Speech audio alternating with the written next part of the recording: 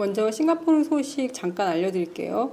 TCM이라고 우리나라 한의원 같은 데거든요. 거기는 5월 5일부터 허용될 예정이라고 하고요. 콘도에서 수영장이나 짐 같은 시설은 계속 폐쇄가 유지될 거지만 걷기나 운동 같은 거는 콘도 안에서 할 수 있게 해준다고 합니다. 5월 12일부터는 이발소나 미용실 그리고 재택 사업하는 사람들, 집에서 뭐 쿠키 같은 거 만들어서 팔고 이런 사람들요. 그리고 세탁 서비스 같은 사업체가 운영이 재개될 수도 있다라고 얘기하고 있어요. 만약에 재개되더라도 파마나 염색 같은 건 안 되고 커트만 가능하다고 합니다. 그리고 올해 국가시험 봐야 되는 아이들 있잖아요. PSL이나 A레벨, O레벨 봐야 되는 아이들요. 그런 아이들이 지금 너무 걱정을 하고 있어서 학교가 5월 19일부터 소그룹이나 아니면 1대1로 선생님들 만나서 수업을 할 수도 있을 거라고 해요. 싱가포르에서는 초등학교를 프라이머리 스쿨이라고 그러고 중학교를 세컨더리 스쿨, 그리고 고등학교는 주니어 컬리지라고 얘기하거든요. 프라이머리 6, 세컨더리 4, 5, 세컨더리가 왜 4, 5냐면요. 중학교가 원래는 4년 과정인데 본인이 만약에 뭔가 습득하는데 시간이 걸린다고 판단되는 사람들은 5년 과정을 들어갈 수 있는 거예요. 그래서 5년 과정을 들어가면 4년 동안 배울 걸 5년 동안 늘려서 배우는 거거든요. 5년제를 가면은 중간에 시험을 하나 더 봐요. N레벨인가 그런 시험을 하나 더 보고 거기서 이제 통과를 한 사람들만 나중에 5레벨 시험을 보고 고등학교를 갈 수가 있습니다. 그리고 프리 유니버시티 3학년들도 수업을 받을 수가 있는데요. 프리 유니버시티 3학년이면 이거는 폴리 3학년이라고 보시면 되는데요. 주니어 컬리지가 2년 과정이거든요. 그러니까 고등학교가 2년 과정이에요. 거기에 안 가고 폴리테크라고 약간 전문대 조금 비슷한 건데 거기로 간 학생들 중에서 본인이 원할 경우에는 대학을 준비할 수가 있거든요. 그래서 그런 학생들 같은 경우에는 5월 19일부터 학교에 갈 수 있게 되는데 이게 5월 19일부터 매일 가는 게 아니라 정해진 요일에 소그룹으로 학교에 와서 공부를 할 수 있게끔 될 것 같습니다. 그리고 학교에 가서 수업을 받더라도 마스크는 무조건 필수라고 합니다.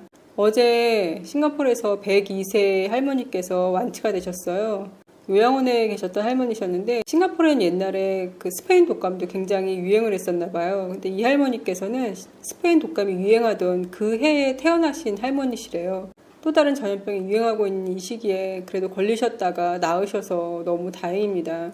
그리고 싱가포르 산업통상부 장관하고 호주, 캐나다, 한국, 뉴질랜드 장관들이 공중보건에 대한 균형을 유지하면서 국경 간의 여행 재개를 촉진하는 데 동의했다는 뉴스가 있었어요.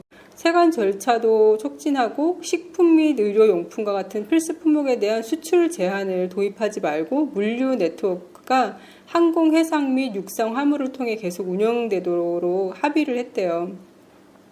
이렇게 하는 거는 이제 요즘 전염병이 도는 이 시기의 문제를 극복하는 데 도움이 될 뿐만 아니라 상황이 안정되면 신속하게 회복할 수 있는 데 도움이 될 거라고 얘기하고 있습니다. 이와 별도로 싱가포르하고 일본은 양자 경제 협력을 심화하기로 합의했대요. 혹시 싱가포르에 계시거나 나중에 싱가포르에 여행 오시면 일본 제품 사드시거나 아니면 일본 식당에 안 가시는 게 좋을 것 같아요. 왜냐하면 싱가포르는 올해부터 후쿠시마산을 다 수입을 하기 시작했거든요. 내가 먹는 것 중에 어떤 게 후쿠시마산일지 모르니까 가급적이면 조심하는 게 좋을 것 같습니다. 한국이 전염병을 극복하기 위해서 기술을 어떤 식으로 이용했나에 대한 기사가 있었어요. 보통 역학조사를 하는데 수동으로 하게 되면 24시간이 걸리는데 한국이 개인의 신용카드 거래 및 휴대전화 위치 기록을 분석하는 새로운 시스템을 바이러스 환자의 행선지를 추적하는 데 사용했는데 이렇게 할 때 걸리는 시간은 딱 10분만 걸린다.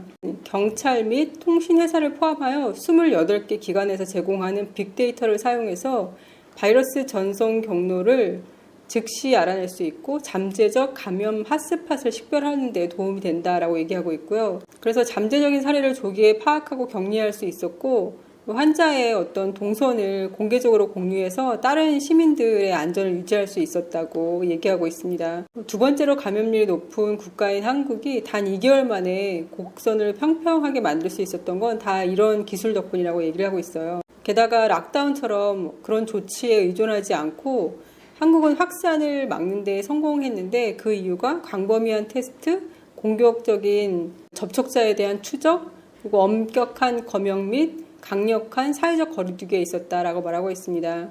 인공지능을 사용하여서 흉부 엑스레이를 판독하고 10분 내에 테스트를 완료할 수 있는 드라이브 테스트 스테이션과 외국인 방문객의 건강 상태를 추적하는 자가진단 모바일 앱을 사용하여 대량 테스트가 더욱 효율적이게 했다라고 얘기하고 있습니다. 글로벌 포지셔닝 시스템 지원 앱은 집이나 지정시설에 격리하고 있는 사람들의 움직임을 모니터링을 한대요. 그리고 한국에서는 긴급방송 서비스를 통해서 휴대전화 사용자에게 메시지를 보내 사회적 거리두기 측정의 일환으로 확인된 환자가 방문한 지역을 피하도록 경고했다. 그런데 이런 어떤 감시 기술의 광범위한 사용이 개인정보 침해나 아니면 낙인, 사이버 괴롭힘에 대한 우려를 불러일으켰다라고도 소개하고 있어요. 대구에서 젊은이가 부산에 가서 클럽도 다니고 술집도 다니고 뭐 그런 뉴스가 나왔잖아요. 그러면 또 거기에 대한 댓글이 막 달리잖아요. 여기에 대해서 한국은 공중보건 위기와의 전쟁에서 투명하게 개방하는 게 굉장히 중요하고, 특히나 이제 메르스 이후에 개인정보 보호보다 공공보건의 우선순위에 대한 합의가 도달했다라고 한국이 얘기하고 있다고 말하고 있고요. 어떤 확진자의 이동 경로를 공개하는 걸 두고 프랑스나 이런 데서 말이 많았다고 했잖아요. 유럽 국가들은 뭐 프라이버시 차원에서 그건 안 된다라고 설명했다고 그렇게 나온 뉴스들도 있었는데, 싱가포르 같은 경우에도 서킷 브레이커 연장하면서 싱가포르 총리가 한국 같은 이런 시스템이 필요하다라고 얘기하면서, 물론 프라이버시 문제가 있긴 하지만 그래도 필요하다라고 얘기를 하긴 했었어요. 전문가들이 이 질병이 당장 백신이나 치료제가 나오지 않으면 앞으로 한 2년간 더 갈 수 있다고 얘기하고 있잖아요.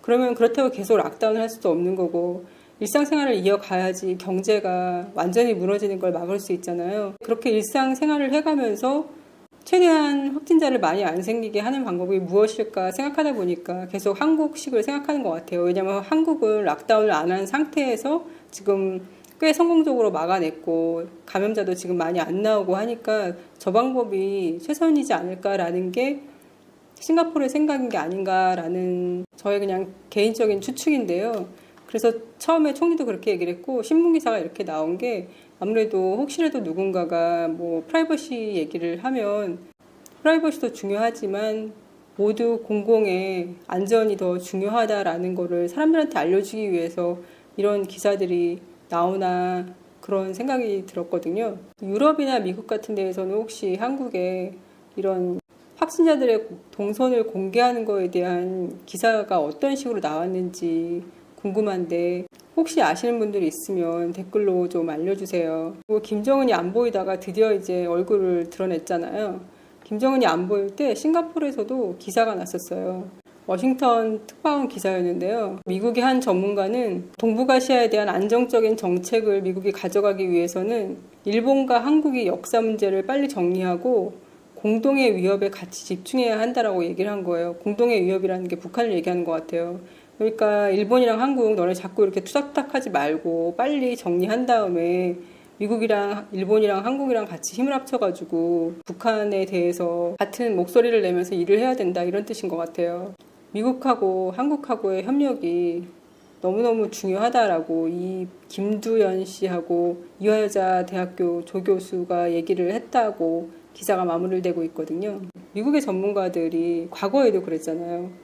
우리가 6.25 전쟁이 끝나고 우리를 빼고 합의를 했잖아요. 6.25 전쟁이 끝나고. 그리고 나서 또 북한과 중국과 그런 공산국가들과 대척을 해야 되기 때문에 미국에서 굉장히 우리를 푸시를 했잖아요. 그래서 일본이랑 합의서 사인할 때도 일본이 거기에다가 우리나라 침략한 거 미안하다라는 한 줄 없이 그냥 사인해버리고 이렇게 지금 몇십 년을 흘러온 거잖아요. 근데 그게 지금 몇십 년이 지났는데 미국의 전문가들은 하나도 안 변한 것 같아요. 지금도 너네 역사 문제 빨리 해결하고 빨리 힘을 합쳐서 미국이랑 일본이랑 한국이랑 북한에 같이 대응을 해야 된다고 이렇게 얘기를 하고 있는 게 너무 미국 입장에서만 얘기하는 것 같아서 좀 안타까웠습니다. 그럼 오늘도 건강하세요.